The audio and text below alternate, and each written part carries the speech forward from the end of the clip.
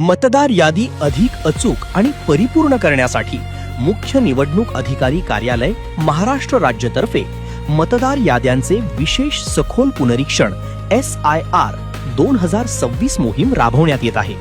कालावधी 30 जून ते 29 जुलै 2026. या कालावधीत मतदान केंद्रस्तरीय अधिकारी BLO तुमच्या घरोघरी भेट देणार आहेत. 1.